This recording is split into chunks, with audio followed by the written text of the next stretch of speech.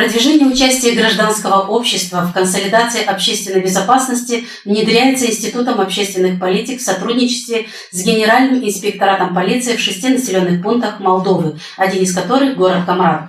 В рамках данного проекта совместными усилиями представителей гражданского общества, местной административной власти и полиции были созданы местные советы по безопасности. Насколько удалась совместная работа этих советов, какие проблемы были выявлены, какие еще предстоит выявить. Об этом мы поговорим в ходе нашей передачи.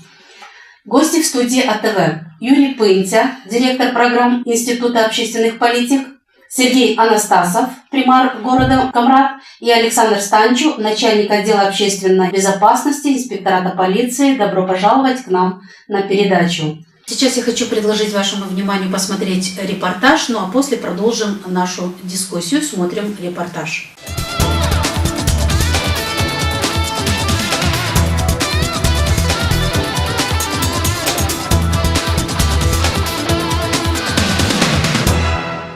15 декабря в Камрате состоялось второе заседание комиссии Общественного совета по безопасности муниципия Камрат, созданного еще в начале этого года. Целью данного мероприятия стало представление Общественному совету по безопасности начальником сектора полиции муниципия Камрат анализа о деятельности полиции за 11 месяцев 2017 года. Акцент на сегодняшнем заседании был сделан на феномене или на факторе, это феномен краж имущества личных граждан или с предприятий. И полиция представила свою точку зрения, каким образом с этими кражами необходимо и можно бороться. Были выслушаны мнения различных организаций, которые дали свои предложения о том, каким образом вместе способствовать устранению, или вернее уменьшению данного феномена, и каким образом можно привлечь общественность, школу, социальное обеспечение, общество охотников, соседское наблюдение, других лидеров, гражданское общество, неправительственные организации, для того, чтобы бороться с этим феноменом и донести до каждого жителя города, как предупредить подобные преступления. Из общего числа зарегистрированных преступлений по кражам имущества больше всего краж мобильных телефонов, которые в основном происходят в местах большого скопления людей, на рынках города, в центре, в парке. Также было предложено, чтобы в этих местах были установлены камеры видеонаблюдения, которые, по словам участников мероприятия, смогут повлиять на психику преступника или оказать помощь при установлении личности преступника. Надо начинать с себя, надо начинать с семьи. Надо начинать с организаций, надо начинать с телевидения, обобщить вот это все и бороться с теми недугами, которые встречаются в обществе. Я имею в виду сейчас про кражи, про драки, про злоупотребление наркотиков, алкоголя или других преступлений, которые имеют в обществе. Наши люди забывают те нравственные морали, которые Господь вложил в наши души, а именно не крадить чужого, своего близкого. И второе, человек, который крадет, он никогда не принесет себе пользу от этого. Он всегда будет в ущербе этого. О проделанной работе в дошкольных учреждениях рассказала психолог камратской полиции Марина Перрон. Работа проводится практически ежедневно. Ежедневно выходится в то или иное учреждение. Также сами директора, заведующие садики просят об этом, так как учителя не видят каждый день, а когда сотрудник приходит и говорит так или совсем иное, они уже воспринимают это по-другому. В Общественный совет по безопасности муниципия Камрат входят представители различных структур города. В ходе совещания был разработан план действий проведения совместных мероприятий, направленных на снижение уровня имущественных преступлений в муниципии Камрат и повышение безопасности граждан, отметил примар Камрата Сергей Анастасов. Сегодня, если хотим навести порядок в нашем городе, мы должны каким-то образом и технически немножко окрепнуть, что-то приобрести. Это пускай будет это видеонаблюдение, это какие-то ролики. Это что речь идет о безопасности. Именно в городе мы уже сделали протокол о намерениях, о работах, план работы. Здесь и священнослужители у нас тоже находятся с нами вместе. И вот по этому плану, который сегодня у нас был сделан, будем работать для того, чтобы наш город стал более безопасным. Участники Общественного совета по безопасности муниципии Камрад обсудили о планах мероприятий, которые еще предстоит совместно провести. Также много обсуждений было о запуске кампании под названием «Соседские наблюдения». Людей призывают сообщать инспекторату полиции о правонарушениях, свидетелями которых они стали. Организаторы данного мероприятия еще раз проинформировали общественность Гагаузии, для чего нужно объединять партнерские отношения местной власти, гражданского общества и полиции, и к каким результатам эта работа приведет.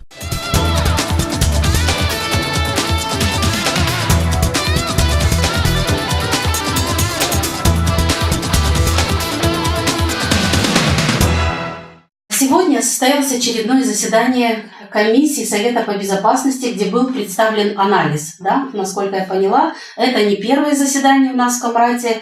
Господин Пынтя, вот расскажите вкратце, что обсуждалось на сегодняшнем заседании? На сегодняшнем заседании полиция представила свое видение главных проблем, с которыми сталкивается муниципий и город. И пыталась понять точку зрения различных ведомств, различных организаций, представителей гражданского общества, как вместе, совместно можно решить вопросы безопасности жителей города. Для того, чтобы это заседание было сконцентрировано и имело какой-то узкий направленный участок, для которого можно было проще выяснить основные пути взаимодействия, на сегодняшнем заседании был представлен анализ имущественных краж в различных частях города и был проведен анализ источников, причин, проблем и методов взаимодействия между различными органами власти, различными структурами и гражданским обществом в противодействии данной проблеме. А вообще вот цель данного проекта в чем заключается? Проект возник не на пустом месте. В течение последних лет осознание гражданского общества и полиции пришло к тому, что полиция в одностороннем порядке, собственными усилиями, исключительно своими силами, не может ответить на те вызовы безопасности, которые угрожают каждому гражданину. Для того, чтобы отвечать на эти вызовы, для того, чтобы способствовать решению различных проблем, необходимо участие всех и каждого. Необходимо участие различных организаций, ведомств, гражданского общества, лидеров, церковнослужителей и так далее.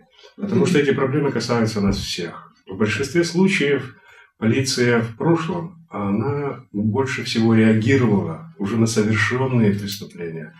И предупредительная деятельность, она носила не систематический или односторонний характер. Они пытались решить на эти вопросы своими собственными силами. Но все анализы и опыт международных стран доказал, что собственными силами полиция на данные вопросы отвечать не может. Потому что проблемы... В полной мере, да? В полной мере оно не может все равно отвечает, но не в полной мере. Отвечает, но не в полной мере. Потому что проблема кроется внутри нас, внутри организации, внутри нашего видения жизни. И полиция не всегда это может. Да и люди в большей степени боятся полиции. Боялись, по крайней мере, раньше. Другой элемент, почему данный проект возник и данное действие возникло, это то, что мы в реформе полиции, деятельности полиции немножко запоздали. У нас были сформированы демократические институты, которые пытаются понять различную точку зрения различных слоев населения. И вот на уровне политических институтов взаимодействие или борьба различных идей происходит. Полиция работала до недавнего времени по очень централизованной системе. То есть она больше делала то, что приходило как руководство к действию с центра. И очень слабо было связано с тем, что происходит непосредственно в каждом населенном пункте и на местах. Для нее все время было приоритетом это руководящий документ, который идет с центра. И были слабые звенья или слабые механизмы взаимодействия с институтами, организациями, которые есть в каждом городе, районе, населенном пункте. Вот это осознание, оно пришло в полицию, и поэтому была инициирована реформа Министерства внутренних дел и реформа полиции. Оно не только форма, организация, оно и менталитет. местные органы полиции получили больше автономии в решении, чем именно заниматься. Но тогда и возникает вопрос, а как определить, чем именно заниматься? Тебе необходимо, то есть полиции необходимо с той стороны, со стороны общества, какие-то структуры, какие-то механизмы для того, чтобы понять, в чем заключаются главные заботы органов административного управления, в чем заключаются главные заботы молодежи конкретного города, в чем заключаются главные проблемы бизнесов непосредственно в данном городе, в чем заключаются проблемы молодежи в данном непосредственном городе. Потому что проблемы, с тем сталкивается население, бизнес, молодежь в разных регионах, абсолютно разные. И они абсолютно никак не подходят к решению, нельзя подходить к решению по одним и тем же лекалам. Вот суть вот этих усилий, которые мы сейчас предпринимаем. Сергей Ильич, вы не только примар города сегодня у нас, да, вы еще являетесь председателем Совета общественной безопасности Камрата, да, насколько я поняла. Кто входит в этот совет и что удалось добиться вот за время реализации данного проекта? В данный проект мы уже внедрились в течение, может быть, почти года. Больше полгода внедрились на многих семинарах. Мы встречались с другими мэрами городов, те, которые также подключились и внедрились. Здесь проблема безопасности – это проблема всех, иначе людям не хочется жить в этом городе, и там опасно. Безопасность – это не только, скажем, там, кражи, дорожные, безопасность – это и экологическая нашего города. Это все вместе связано. И поэтому мы сочли нужным и, то есть, важным именно этот проект. И вот мы внедрились к нам, в нашу организацию входят все структуры, которые есть в нашем городе, и безопасности пищи. Ну, в первую очередь, конечно, муниципальная полиция, эти структуры, и управление образования, вплоть до священников, которые есть у нас. То есть здесь мы рассматриваем сам вопрос глубины. Не просто вот мы будем бороться с преступностью, на этом мы его победим. Понятно, что бороться с преступностью надо всем вместе. Это всем вместе, и в первую очередь это связано и с экономическими вещами, которые происходят в нашем обществе. Это связано и с беззаконием, которое есть в общем стране. То есть мы говорим рейтинг, который в стране есть, и судебная система, и многие вещи, которые у нас есть это. Поэтому мы сегодня хотим тоже не ждать, пока всем будет заниматься полиция или кто-либо. Мы хотим помочь в этом. У нас, если вы помните, раньше, даже год назад или 1,5 года назад, была проблема с Спайсом. Всегда озвучили на муниципальном совете, мы были свидетелями этого. И мы всегда обращались в муниципальную полицию, мы с ними все довольны их работой. У нас молодой коллектив, мы всегда вот эти все, если там жители... Сумели решить эту проблему в городе? Ну, в любом случае, она решена довольно на высоком уровне. Во-первых, инициатива была и в парламенте Республики Молдова, где Спайс признали наркотическим веществом. Но кроме этого, если помните, были большие проблемы у нас с казино. Когда весь город кишел, все родители к нам приходили и говорили о том, что вот дети идут в казино, играются, вот там задолжали кучу денег. И эту проблему тоже решена. Совместно с полицией, да? Это уже совместно с парламентом Республики Молдова, там, где изменились законы, где мы инициативу давали, может, не только наш муниципальный Камрат, но многих этот вопрос очень сильно интересовал.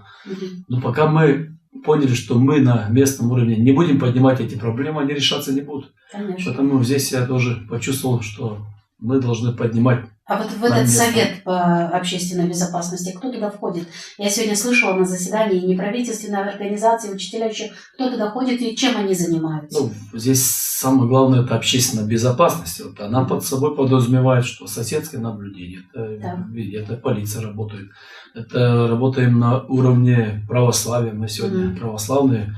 И здесь есть у нас в планах мероприятий и в школах со священниками работать, то есть священнослужители, которые будут доносить ценность нашей жизни. Не ценность того, что мы украли и разбогатели, а ценность, чтобы не украсть или чтобы не нарушить закон.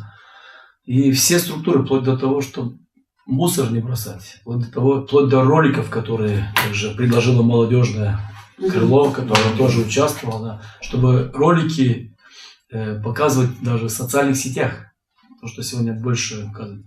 Одним словом, самое основное – это воспитание. Потому что нельзя сразу переходить к каким-то вещам, где мы должны наказывать. Если вы даже помните, вот в уличной торговле я всегда говорил о том, что слово «штраф» я не люблю. Мне не нравится это слово «штраф».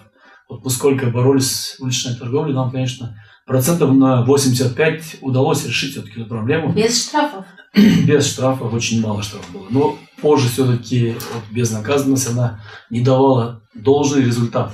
Вот как сегодня уже проходит все и штрафуют людей, те, которые более нагло ведут себя. Значит, в этом случае уже уличной торговли в таком масштабе уже нет.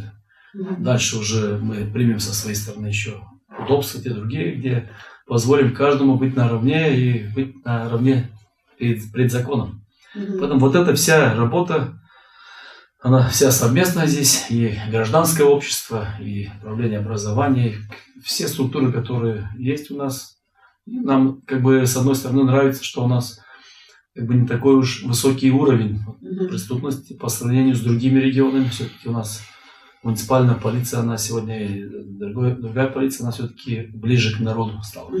Я помню даже 10 лет назад, 15 лет назад, при появлении полицейского, 90-е, 2000-е годы, да. То есть не каждый хотел общаться с полицейским. Сегодня, наоборот, люди советуются, подходят, общаются как наравне. То есть они понимают, что полицейский это сегодня оплот. Это, конечно, эта тенденция тоже нам дает вот все-таки быть вместе и навести порядок в этом плане. Понимаем, что экономическая составляющая нас долго будет тянуть вот эти все нарушения законодательства, но и в этом плане мы уже со стороны, как муниципальные, это власти автономии Республики Молдова, тоже работают.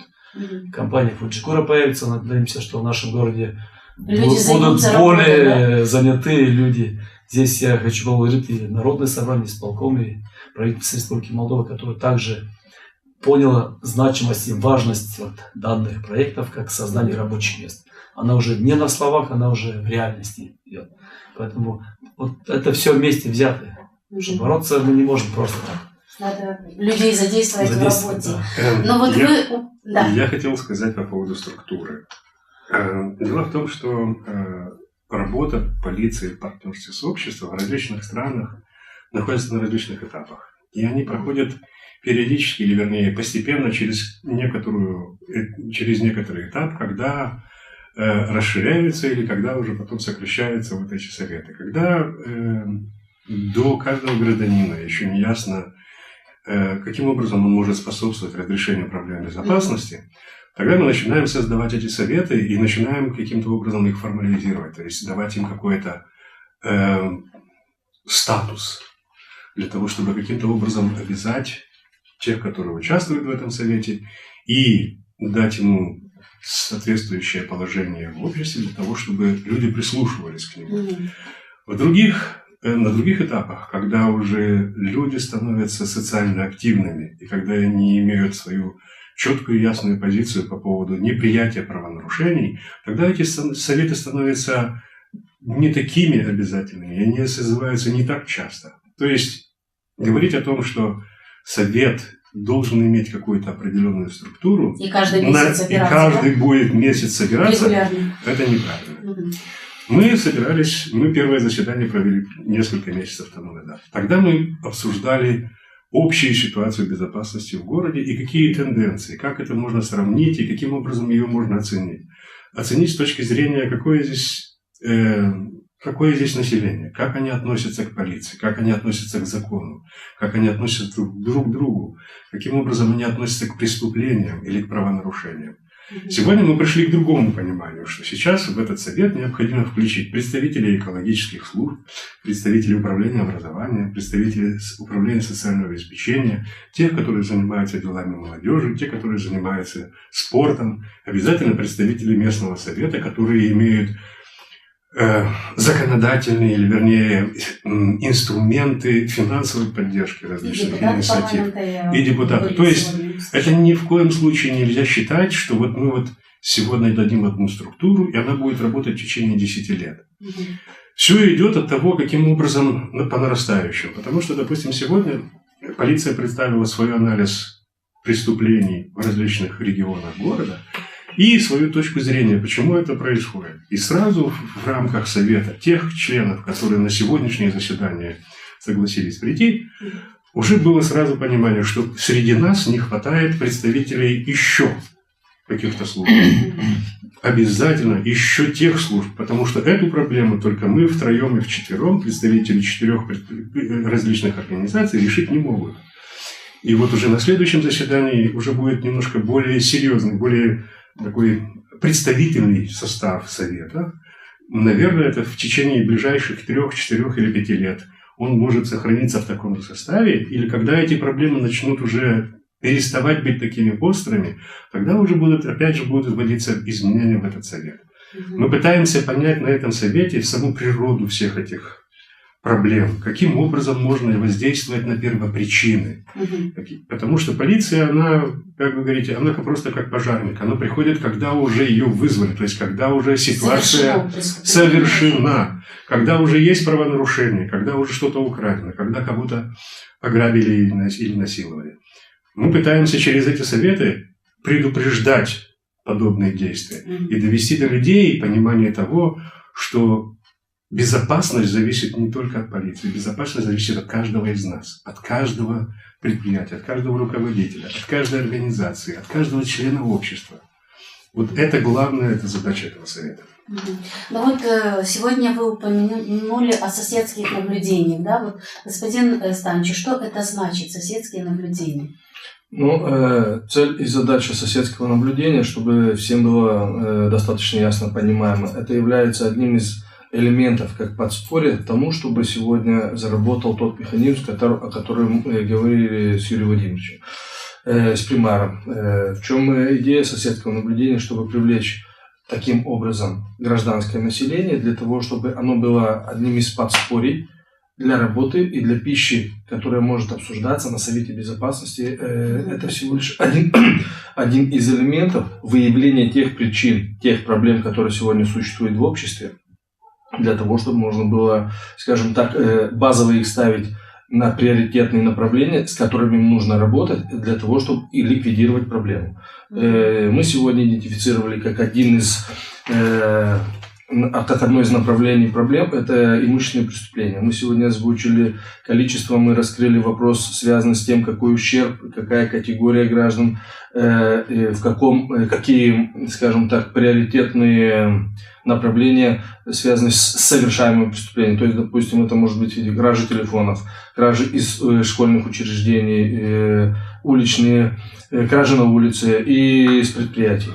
Сегодня озвучили и цифру ущерба. И цифру, да. Цифра... Можете и для наших телезрителей озвучить? Да, достаточно цифра актуальна. На сегодняшний день это более 500 000 лей. Общая сумма ущерба.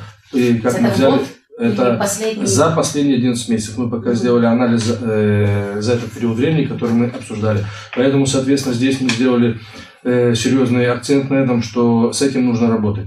Это нужно довести до общества. И здесь и привлечь само общество в работу, чтобы общество помогало как себе лично, так и в целом всему сообществу города. Поэтому вот здесь я хотел бы еще также внести определенную корректировку. Да, действительно, полиция раньше, как говорилось, выходила уже, когда совершалась. Но в последнее время мы начали меняться, и мы увидели, что самим нам достаточно непросто. И для того, чтобы поменять барьер, точнее, убрать вообще, не то, что поменять, а убрать барьер между обществом и полицией, чтобы полиция была другом, товарищем, который всегда может прийти в трудную минуту, не просто быть карательным органом. Карательный орган полиции для тех, кто нарушает закон, а для тех, кто его соблюдает, который хочет помочь, мы, естественно, всегда друг, товарищ, всегда протянем руку помощи. Поэтому, соответственно, соседское наблюдение, еще раз конкретизирую, что это один из элементов для отработки взаимодействия, чтобы можно было идентифицировать те необходимые проблемы, которые могли бы обсуждаться на уровне города, с примаром, с теми деконцентрированными учреждениями, которые имеют непосредственное отношение к работе в области безопасности. Мы сегодня представляем отдел общественной безопасности инспектората полиции. Мы сегодня не говорим, что у нас интересует только проблема краж. Мы говорим сегодня о том, что мы идентифицировали, сегодня есть феномен проблем, с которым сегодня нужно бороться. Если взять сравнение с прошлым годом, у нас есть снижение. Но мы хотим полностью дойти до такого уровня, чтобы это снижение носило стабильный характер.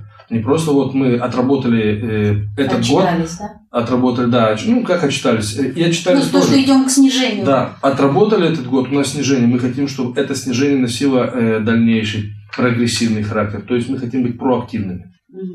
Не просто по ходу движения из того, что уже совершено, а чтобы идти на шаг быстрее, на шаг вперед, чтобы тенденцию снижения мы держали на уровне. Кроме вот этих соседских наблюдений, да, что еще создается для того, чтобы привлекать? Сегодня очень актуально рассматривается вопрос привлечения волонтеров. Кстати, они сегодня тоже были у нас на нашем заседании совета, и вижу очень такие деятельные, тоже проактивные молодые люди, которых можно привлечь для того, чтобы расширить идею приближения общества к тем проблемам, которые имеются сегодня как на уровне города, так и на уровне полиции и в целом вместе взятые. Сергей Ильич, как горожане отнеслись вот к такой идее создания партнерских отношений с полицией? Всегда, когда что-то хочется создать новое, всегда есть и позитивные, и негативные. Я даже беру простой пример. Когда мы устанавливали детские сады, видеокамер наблюдения. Это буквально было ровно в прошлом году. И многие думали, что мы эти камеры устанавливали для того, чтобы следить за сотрудниками детского сада или за чем-то другим.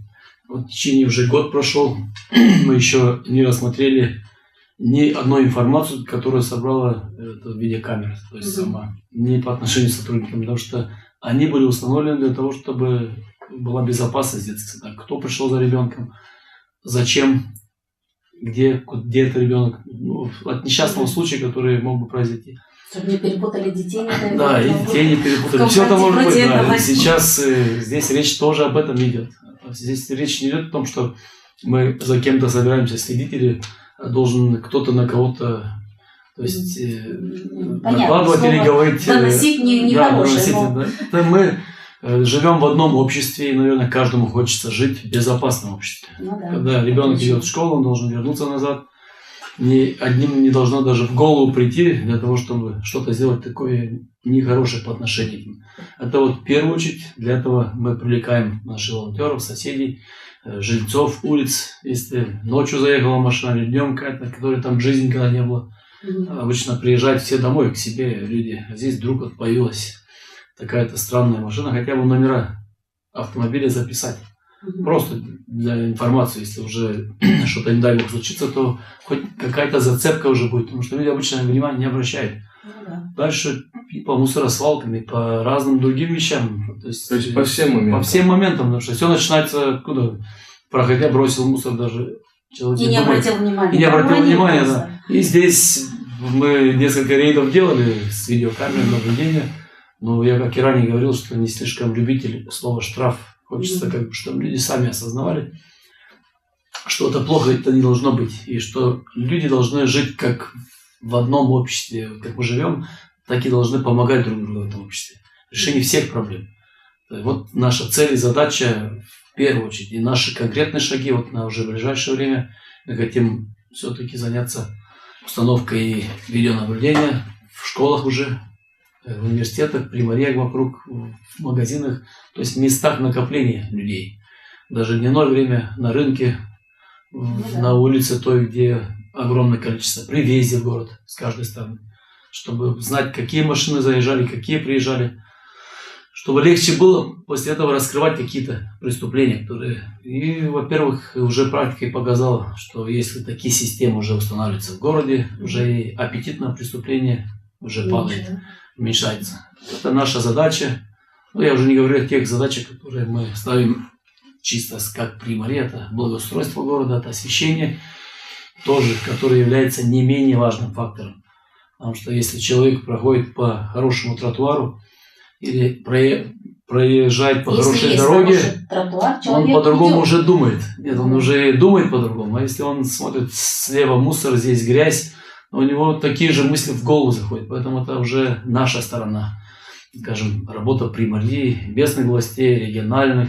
Это мы должны благоустраивать и дать лучшую жизнь, то есть лучший комфорт для наших граждан. Ну вот мы о своих проблемах мы знаем, да, вот вы, господин Пантель, вот что заметили вот в ходе реализации этого проекта, какие проблемы были выявлены и какой способ решения вот найден? Со стороны, что заметили в Камрате? Любое изменение, если оно преследует какой-то стратегический программный характер, оно основывается на анализе ситуации, сложившейся на какой-то период. Практически год назад мы начали этот анализ для того, чтобы определить, это как бы, если человек идет к врачу, то он проходит полное обследование. Мы пытаемся понять, где что работает, где что не работает, для того, чтобы потом каким-то образом определить программу лечения. Год назад было предпринято несколько различных действий, которые пытались понять ситуацию в городе, основные проблемы и какие возможные пути решения можно определить. Во-первых, был проведен социологический опрос. Это достаточно сложное, достаточно недешевое мероприятие для того, чтобы понять опрос общественного мнения в 6 городах, 6 населенных пунктах, где работает этот первый проект. Идея заключалась в том, чтобы выбрать 6 населенных пунктов и на их основании, методах, которые здесь... Только 6? Потому что каждый из них стоит. Никто не может себе позволить делать сразу пилотный проект во многих городах, потому что где-то будут какие-то ошибки, где-то будет неправильно, где-то... И потом исправлять эти ошибки на уровне всего государства, это будет достаточно... Кроме Камрата еще в каких городах? Есть Кагул, есть Камрат, Хинчешти, Унгенес, Инжирей и Атаки. Каждый из них имел свою специфику, потому что мы должны каким-то образом были выделить различия в различных городах. Потому что чтобы потом каким-то образом попробовать эти оценки перенести на другие подобные населенные пункты с подобным населением, с подобным составом населения или с подобно-экономическим развитием. Атаки, потому что там большой процент рома населения. Камрад абсолютно понятно, потому что здесь это большой процент гагаузского населения. Остальные были то ли большой процент русскоязычного населения, или сельского населения, как в районе Кагул, или там румынского населения, румыноговорящего населения. То есть все эти населенные пункты имели какую-то свою объяснение, свою логику. То есть проведено первоначальное исследование, в котором был опрос общественного мнения и анализ всех существующих проблем. После этого мы попробовали сравнить то, что дает социологический опрос, или то, о чем говорят люди, с полицейской статистикой. И сравнить эти два компонента. И, в принципе, везде по нашей стране ситуация приблизительно похожа. Что в полицию обращаются от трети до 2/3 населения в случае каких-либо преступлений. Есть некоторые преступления, которые люди обращаются в большинстве случаев, но самое печальное, что даже в тех случаях, при тех категориях преступлений не 100% обращение в полицию. То, что нас, допустим, очень сильно озадачило, это что свидетель убийства, то есть только 9 свидетелей убийства, если граждан, которые сказали, что если я стану свидетелем убийства, я обращусь в полицию. Только 9 из 10. Один из них промолчит или побоится, не будет доверять полиции, или побоится каких-то действий, или он вообще будет безразличен к этому. Ситуация с кражами, она намного хуже. В принципе, то, что статистика сегодня обсуждалась на совете, мы говорили, что если результат социологического опроса правильный, и на самом деле это происходит, то мы знаем далеко даже не половину всех имущественных преступлений. Поэтому ситуацию, которую мы оценивали, которую оценивает полиция, она не очень-то всегда полностью может, действия, которые предпринимаются, не смогут это исключить. Вопрос в том, что что мы определили, какая проблема в обществе. Есть несколько важнейших проблем, которые и в Камрате, и в различных городах. Я не буду говорить, где это выше или где это чуть-чуть ниже. это толерантность или безразличие к преступлениям. Безразличие к друг другу, безразличие к рядом стоящему. Есть какое-то непонятное иногда в некоторых таких сообществах различие свой-чужой. То есть, если преступление будет к своему, то я тогда буду предпринимать действия. Если преступление будет в адрес чужого, то я тогда не буду предпринимать никаких действий. Есть много внутренних болезней, которые определяют то, с чем мы сегодня сталкиваемся на улице. И то, что мы думаем, на что должна отвечать полиция. Хотя, в принципе, полиции это практически невозможно на такие вопросы ответить. Ну и как удалось наладить отношения между местной властью, полицией, гражданским обществом, как вы считаете, за это короткое время? И самое главное, что... Или это долгий процесс все-таки? Я бы не сказал, что это очень долгий процесс. Это вопрос в том, зависит от того, насколько мы сможем быстро объяснить всем, в чем проблема, в чем его роль и какие ожидания. И понять, или вопрос в том, чтобы пробудить в нем желание понять, что эта проблема не только чьи-то, а проблемы в любую секунду могут стать его. И поэтому его активная гражданская позиция, она в первую очередь важна. С этим немножко посложнее.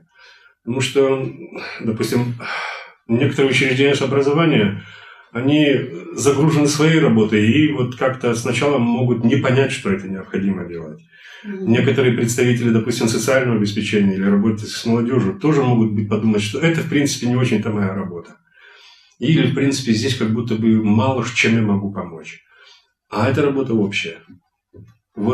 Донести до всех понимание, что это общая работа, общая забота, общая обязанность, и что толерантность или безразличие к преступлениям уже по себе становится преступлением в сегодняшнем обществе. Это самое важное, что мы должны сделать. Господин Станич, а какая работа проводится инспекторатом полиции по предупреждению правонарушений?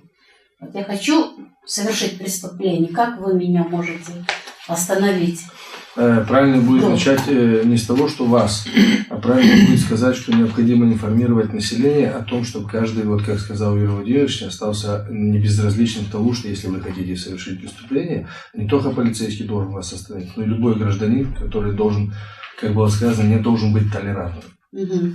Естественно, мы работаем... Воспитательная работа. Безусловно, конечно. Мы уже давно проводим моменты, связанные с тем, что предупредительная работа связана с раздачей информационного материала. Является одним из, по моему мнению, важнейших элементов на уровне информирования населения. Мы регулярно проводим встречи с населением. Да, сегодня даже стал вопрос. Есть определенное количество, но вижу, что мало. Будем работать над тем, чтобы акцентировать на этом более усиленную работу. То есть не проводить раз какой-то период, а уменьшить в периодичности, то есть чтобы эта плановая работа носила более продуктивный характер, ее надо усилить. Мы работаем по школам, постоянно уделяем внимание тому, чтобы в школах несовершеннолетние дети принимали участие в том, чтобы визуально... Вы проводите какие-то лекции? Да, безусловно. Как вы это делаете? Мы выбираем тему, что такое сегодня безопасность ребенка на улице. То есть он должен быть внимательным, чтобы сегодня пройти дорогу на пешеходном переходе, не на красный свет. Он должен убедиться, даже если нет пешеходного перехода или светофора, о том, что нет препятствий как слева, так и справа, прежде чем он начнет переходить дорогу. Или если он увидел, что на большой скорости транспортное средство, он должен пропустить, потому что может не успеть. То есть это один. Мы сегодня работаем с тем, что у нас наркомания очень серьезный бич, то, что воровать нельзя, как сегодня было сказано священником, является одной из заповедей. Естественно, мы на этом тоже ставим большой акцент, что сегодня необходимо, общество нужно воспитывать оттуда, с садика и со школы. Поэтому мы сегодня ставим акцент об усилении работы в данных учреждениях. Естественно, сегодня у нас большое скопление граждан на центральной площади, в парке. То есть там мы тоже не проходим мимо, в любом случае акцентируем внимание. По этим моментам. У нас, в принципе, линия предупредительного характера не только имущественных преступлений. Это работа и с курением, это работа и на чистоту в городе. То есть есть определенный ряд приоритетных направлений, на предмет которых мы работаем с целью предотвращения. Просто, опять же говорю, повторяюсь, возможно, что сегодня мы видим, что нам нужно еще и задействовать общество сюда. А если таких рядом с полицейским будет 10 человек, то мы сможем проинформировать 100 человек. А если таких человек будет 100, то мы сможем проинформировать 1000. Поэтому мы сегодня работаем на то, чтобы привлечь общество в решение тех приоритетных проблем, которые существуют на уровне города.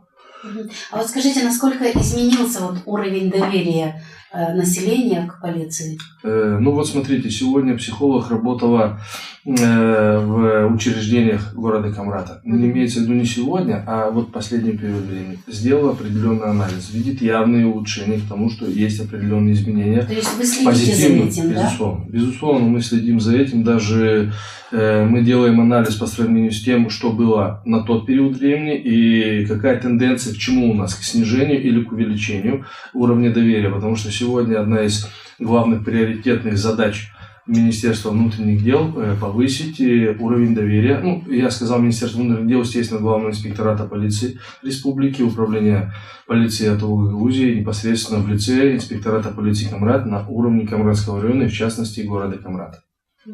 Поэтому это очень значимо для нас, чтобы население нам доверяло, нам верило, всегда к нам приходило на помощь, как и мы приходим к ней на помощь.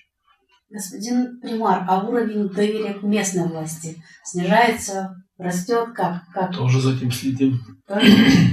Доверие довольно высокий. Высокий? Да. Что для этого делается? Ну, у нас есть свои бесплатные, опросы. Ну, в принципе, по-моему, по первой части программы тоже было сделано опрос. У нас есть свой опросник, где мы также делаем, но, по крайней мере, довольно высокий уровень доверия местным властям. И в последнее время мы воспитываем в основном у нас и молодой коллектив примарей, очень много молодых сотрудников, которые у нас своя воспитательная работа ведется. К примеру, взять откуда доверие к местным властям может быть. Если человек, конечно, теряет часами времени на втором этаже у нас примарей, то в этом случае он не может или очередь за какой-то справочкой. Ну, буквально один пример у нас, ранее справочки выдавались 2 раза в неделю. Сейчас каждую минуту все время, кроме один обеденный перерыв. Это справка о составе семьи. Это всего лишь паспорт предъявляется или у одного секретаря, или у второго секретаря. Главное, чтобы были документы. И вот такие вещи мы внедрили. И в коридоре в примарии мы редко видим людей, те, которые приходят по текучим таким. Конечно, есть люди, которые у нас одни и те же лица. Они уже приходят лет 10. Еще я не был примаром, они все приходили. Те проблемы мы, конечно, никогда в жизни не сможем решить, потому что там проблема сам человек, который приходит. Но, слава богу, их не так много в нашем городе. Да, их с 26 тысяч населения у нас человек 50 их. Мы их называем дежурными, потому что без них тоже нам скучно. То есть вам не дают скучать? Да, нам не дают скучать. Да. И вот эти спорные вопросы часто бывают с соседями. Особенно у нас тенденция была ранее еще сильнее. Если кто-то что-то начинает строить, то противников этого строительства находится очень много. Все соседи. Я даже привожу всегда один пример. Прибегает к нам из жилого дома многоэтажного. Бабушка прибегает, говорит, там кто-то строит гараж. Говорю, ну и дальше что? Там нельзя строить гаражи. А мой архитектор говорит, так у нее же там самой гараж рядом. Ну, я так в шутку говорю, ну тогда возьмите эскаватор, трактор, снесите все оттуда, что там есть. То, что построено, и раз бабушка сказала, что там нельзя строить, значит, нужно снести все. Вот после этого бабушка поняла, что можно строить. И вот эти вещи мне, не очень нравятся в обществе, потому что я всегда думаю, почему все-таки у нас так мало строительств. Наши граждане едут куда? Не курники, где построено, где высотные здания. Едут на заработки именно в те государства, которые развиты. И у нас наверное, по Республике Молдове такая же ситуация, потому что часто слежу за жителями города Кишинев, как какое-то строительство, обязательно кто-то поднимает людей и начинает остановить стройку. То есть остановить стройку, потому что ситуация у нас не прямо так ярко выражена, но все равно часто споры между соседями именно из-за строительства. Кто-то где-то зашел на 3 сантиметра или на 5 сантиметров. А когда начинаем глубже вникать в ситуацию, есть такая поговорка, на варе и шапка горит. Те, которые обращаются, у них нарушений гораздо больше. незаконные гаражи, сараи и так далее. Они все построили, вот, видимо, или чувство зависти, или вот это. Вот эти проблемы, которые мы хотим тоже их решать, чтобы жители чувствовали себя комфортно, потому что если мы не сможем их защитить вот в их вливании в наш город, ну, нельзя писать, конечно, про наш бизнес. Бизнес у нас в более комфортных условиях чувствует себя.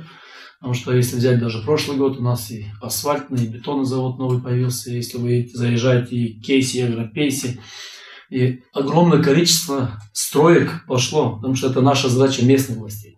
Мы многих инвесторов, они уже уходили от нас. Мы ездили за ними в Кишинев, или откуда они сами, и просили их к нам в город приехать и инвестировать. И последний проект, это Фуджикура, который мы не просто делаем, что нам нечем заниматься. Поверьте мне, что проект для местных властей – это такая нагрузка, что у нас своих проблем хватает в городе. Это дороги, это очистные сооружения и так далее. Здесь работать то есть создавать рабочие места, но мы видим необходимость. Это сегодня нужно, это тоже борьба против. Ну и хочу акцентировать внимание на спорте, программе нашей. Когда мы приходили с программой, мы пошли по пути больше детей, меньше оплаты для коллектива взрослых. Вот мы и дюзовой, и духовой оркестр у нас были на балансе. Мы сократили, набрали очень много детских коллективов, которых у нас уже 45% всех коллективов находятся в муниципе Каврат, все Гагаузии. У нас 287 детей, это в школе спортивной занимаются у нас все виды спорта. Вот здесь мы уделили самое большое внимание. И в Камрате есть чем похвастаться. Вот в этом плане мы работаем, и спасибо муниципальному совету, у нас совет там есть полное понимание. И все советники эти вещи все понимают. И любые вопросы, которые мы понимаем, они все решаются. Вернемся опять к нашей беседе, к нашему проекту. Вот такого рода проекта, да, где сотрудничают местные органы власти, гражданское общество, полиция. Вот, наверное, не мы первые стали реализовывать в нашей стране. Вот какой-то опыт других стран можете привести, вот, где реализуются такие проекты и успешно? Ну, в принципе, все европейские страны прошли через или проходят через подобное взаимодействие. В каждой стране, в каждом государстве этот процесс находится на различных этапах. В некоторых был избран один путь, в других другой, но везде полиция демократическая полицейская деятельность в демократических странах приоритетом своей работы считают мнение граждан и отвечать на проблемы, которые существуют у граждан. Вот проблемы, как говорил господин Примар, они комплексные. Мария видит с своей точки зрения, полиция видит со своей точки зрения решение проблемы молодежи. Но они отвечают на одну и ту же, в принципе, проблему. Без того, чтобы предоставить возможность молодежи занять ее позитивными и хорошими делами, она предоставлена самой себе, и различные негативные факторы на нее начинают влиять. Да? То есть молодежь и ее возможное будущее, ее отношение к закону, к самому себе, к соседям, в принципе, решается не только двумя, но еще другими учреждениями. И вот одно из решений, которое к этой проблеме подходит, это для того, чтобы занять ее вечернее время, дать ей спорт, дать ей какие-то позитивные развлечения, дать ей какой-то другой ориентир в этой жизни. Это то, что и есть полицейская деятельность, направленная на нужды общества. Другой пример, который господин Примар приводил, это незаконное строительство. Полиция подходит к этому примеру с другой точки зрения. Существуют люди, для которых норма закона – это не норма. И которые считают, что они превыше этого закона. Или они пользуются слабостями в законе для того, чтобы решать свои собственные проблемы за счет других. Полиция отвечает со своей точки зрения, своими инструментами, Примария отвечает своими инструментами. Но мы все пытаемся решить одну проблему, которая влияет на всех и каждого. Примеры, которые мы в ближайшее время сможем, наверное, показать даже на телевидении, это примеры, допустим, с Эстонии. Нам эстонские коллеги помогли создать маленький документальный фильм о том, как люди относятся к полиции, как полиция относится к людям, различные учреждения относятся друг к другу, в том, чтобы вместе решать проблемы общества, города, села, района, микрорайона. И мы в ближайшем времени ее принесем для того, чтобы людям показать, это можно сделать. Но для того, чтобы это сделать, необходимо желание всех, необходимо желание многих. Да, в каждом процессе существует какой-то лидер, какой-то там, тот, который берет как бы флаг на себя, да, и пытается всех увлечь за собой. И успех достигается тогда, когда остальные понимают, что за этим будущее. Это надо делать, потому что это для всех, это не для одного человека делается. Это делается для всех, для блага каждого. Тогда надеемся, что успех будет. Информированность – это важно. Информированность очень важна. Людей. Очень важно. То, что полиция сейчас пытается сделать, донести до каждого. Вот что происходит в городе. Вот как себя обезопасить. Вот что нужно делать с вашими людьми для того, чтобы они соблюдали закон, для того, чтобы они чувствовали, где существует опасность, для того, чтобы они избегали подобных ситуаций, для того, чтобы они избрали для себя другое направление жизни. Это важнейшая деятельность, которая действует полиция. Этот проект пытается вовлечь в эту работу представителей органов власти и учреждений. Другой проект – это соседское наблюдение, когда пытаются найти лидеров или людей, которые пользуются обществом среди какого-то микрорайона, для того, чтобы их привлечь в это. Полиция идет в школу для того, чтобы школьников в это привлечь. То есть она действует, работа идет по многим направлениям. Это не одно единственное, допустим, вот такой единичный случай, единичный пример, и вот на этом мы попробуем сделать какой-то результат. Нет, это работа всех. А есть какой-то вот совместный план, чтобы как-то запланировать эти мероприятия с советом? План мы уже создали. План определяется на основании анализа проблем. Про план. Сегодня Сегодня обсуждали этот план, да? Обсуждали, и корректировка на сегодня прошла, новые дополнительные есть элементы, которые необходимо внести. Весь план, по которому мы начнем работать, туда входит и священнослужитель будет в школах, то есть он на себя делает. Дальше в детских садах есть ролики, которые мы должны пускать. Транслировать, да? Транслировать. Дальше примеры приводить в городе, проводить обучение, как дети должны проходить улицу, дорогу. После этого видеонаблюдение, о том, о чем говорил нам, также тоже план нашей работы входит, где хорошо, вот видеонаблюдение вы говорите, да, вот эти видеокамеры, кто-то же их должен закупать, кто этим будет заниматься? Контрибуция в примаре обычно переисполкома в 15%, дальше мы уже обращаемся к нашим международным донорам. То есть или вы будете искать гранты? Или... Да, гранты искать. В первую очередь на такие вещи, коль мы участвуем в таких программах, как... Это возможно вообще? Да, это возможно, да. И не впервые, мы, в принципе, взять за короткий период времени, очень много было привлечено грантовых средств, это и строительство спортивных площадок и других, это мы все делаем в грантовых контрибуциях.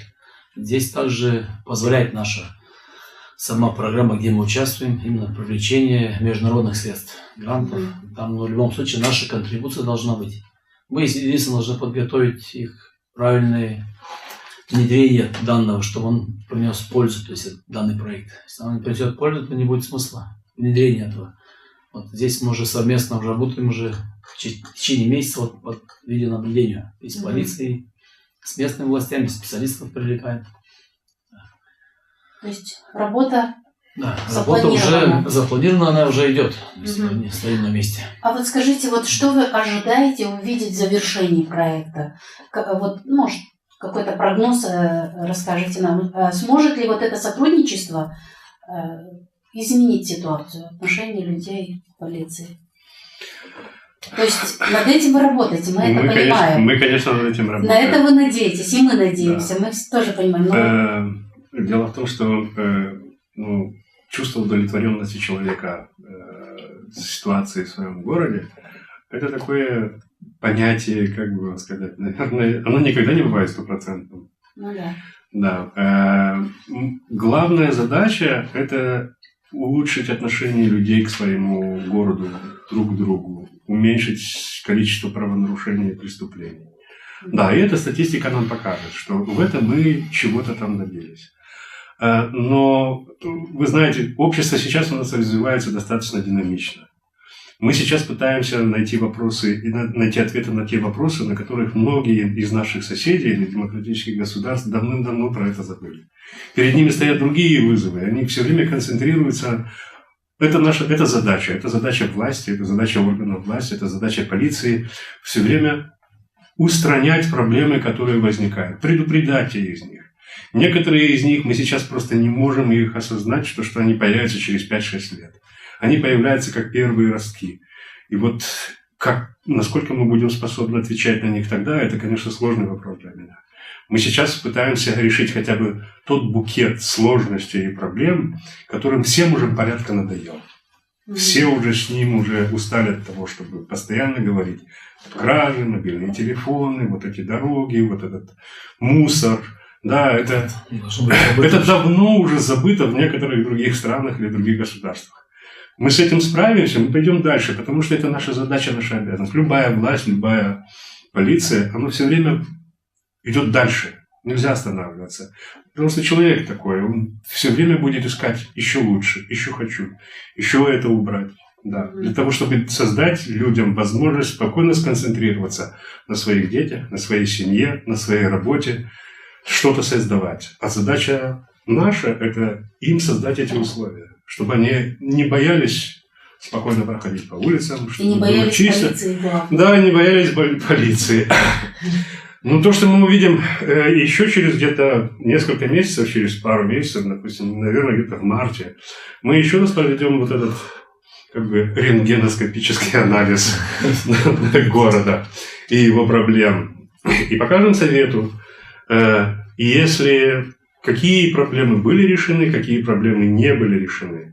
Это будет, в принципе, для совета очень ясным элементом того, мы здесь на самом деле что-то смогли, и мы здесь еще ничего не сделали. Да. Ну, вот это через несколько месяцев мы попробуем понять, если проанализировать. Ну и в заключение можно я здесь бы хотел бы как раз вас хотела начать. Да, можете. Вот Юрий Владимирович очень тонко подметил момент, мы посмотрим, что будет впереди. Но если мы будем целенаправленно к этому идти, я больше чем уверен, что результат у нас будет. Даже буквально если взять сегодня в анализе то, что провела психолог по учреждениям, да, и взять в сравнении, скажем, 5 лет назад, какой был этот подход и какие, да, у нас есть определенные существенные изменения. Когда сегодня приходит начальник сектора, начальник городского отделения, начальник сектора, в каждое учреждение его там все знают, в каждую школу его там все знают. Да, другое дело, сейчас мы будем прорабатывать вопрос дополнительно, чтобы еще и каждый участковый, точно так же, как и начальник городского отделения, регулярность имел в этих моментах. Потому что определенный период времени конкретно была задача поставлена по нему. То есть имеется результат.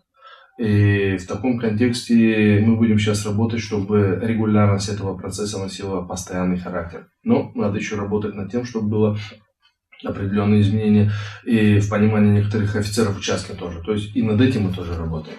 Если что-то хочешь поменять, начни с себя. Поэтому если с себя мы начинаем, мы что-то хотим поменять, я уверен, что мы и общество сможем к чему-то привести к позитивному. А если мы это делаем не сами, а с участием всех остальных желающих, как примар в данном случае и органы местного публичного управления, я уверен, что у нас получится. Я могу вам дать разницу в 1 год, это, конечно, сложно всегда определить. Есть один вопрос, который у нас существовал в социологических исследованиях в течение нескольких лет. И это, в принципе, температура по всей стране. Мы задавали один и тот же вопрос. Сколько из вас становились жертвами преступлений? И какое количество преступлений в течение прошлого года было совершено в отношении вас в общем? Мы проводили все на уровне государства этот анализ. И если в 2007 году мы констатировали, что на 1000 отвечавших, на 1000 человек, было 167 жертв или случаев, когда они были жертвами преступлений, это было одно. Если мы это проводили в 2014 году, то у нас это было 84. То есть разница 2007-2014 – это люди, которые просто анонимно отвечают. Если были ли вы жертвами правонарушения или преступления в ваш адрес за последние 12 месяцев? Ситуация изменилась 2 раза. Да? Но это 2014 год – это только начало реформ полиции. Это только начало всех этих действий, которые предпринимаются. Если сравнивать полицию 2014 и полицию 2017, это очень большая разница. Огромная разница. Огромная разница. И может быть, если сейчас в этом опросе или исследовании общественного мнения в марте мы еще не всю картину будем видеть, то уже к концу года, я думаю, что до каждого человека дойдет, или вернее ситуация будет показывать. И сложность правонарушений, количество правонарушений или тяжкость правонарушений, оно идет вниз. Но это не значит, что оно не может повернуть вверх, если мы будем ослаблять свое внимание или свои действия. То есть мы сейчас это убираем, мы сейчас пытаемся снизить. Мы делаем все для того, чтобы люди чувствовали себя комфортнее. И они чувствуют себя намного лучше, чем 4, 5, 6 лет назад пройтись по городу, не бояться чего-то. То есть ситуация меняется? Ситуация меняется. Но она не так быстро, как нам бы хотелось. Ну, да, это... Но это потому, что это очень сложная работа. Но, во всяком случае, я больше чем уверен, что сейчас полиция делает очень много, и она на правильном пути для того, чтобы это изменить. Ну и в завершении программы ваш посыл нашим телезрителям, пожалуйста. Сергей Ильич, давайте вы. Посыл: не нарушайте законы. Живите по правилам, да, и, как в Библии написано, да? Как в Библии написано, так легче жить, и вы более полезным становитесь для общества. И созидайте, работайте, меньше роптайте, больше двигайтесь, делайте и занимайте ваших детей, если у вас есть семья, больше полезными делами, чтобы у них не было времени на вот такие вещи. Показывайте хороший пример. И сегодня у нас еще день полиции. Хочу сегодня поздравить с таким днем наших уважаемых полицейских, которые стоят на страже нашей Сегодня Родины. в Доме культуры их поздравляем. Мы их там поздравляем, но пользуясь случаем, мы им желаем здоровья, чтобы они чаще находились дома, потому что их служба не легка, когда у нас праздники, у них работа, и наоборот. Поэтому вот таким посылом я сегодня хочу выйти ко всем. Спасибо. Ваш посыл? Но к вам же, если коротко, и телезрителям. В 2 словах, знаете, мы для себя сегодня четко определяем идеи, позиции, желания, возможности и, самое главное, необходимости. В данном контексте полиция существует для общества, а общество должно существовать для самого общества путем использования полиции для того, чтобы помогать друг другу. То бишь, что и мы, как сообщество, это и коммунитарная полиция. Полиция, которая существует для общества. И вот в этом контексте я всегда говорю и буду говорить: в единстве сила, и только когда мы будем вместе, мы будем непобедимы. Давайте будем открывать дороги, давайте будем протягивать руки помощи для того, чтобы друг другу помогать, быть желанными и знать, что в любое время дня и ночи каждый из вас может прийти к нам, и мы всегда поможем. Спасибо, ваш посыл. Ну, мой призыв вообще-то к любому человеку. Мы должны понять, что мы должны покончить с равнодушием к нарушению закона, с равнодушием к насилию в семье или на улице, с равнодушием к беспорядку, который вокруг нас, покончить с этим мнением, что кто-то за меня сделает. Кто-то придет и меня покрасит, почистит, уберет, меня погладит, меня защитит. Мы в этом должны все участвовать. В этом роль каждого. Спасибо. Для того, чтобы наладить взаимодействие между органами власти, полицией и гражданским обществом, необходимо организовывать дискуссии, много дискуссий, и только через диалог можно прийти к хорошим результатам, для чего и реализуется данный проект Институтом общественных политик в Молдове. Наша передача подошла к своему завершению. Я благодарю участников за дискуссию. Оставайтесь с нами на канале АТВ и до скорой встречи в эфире.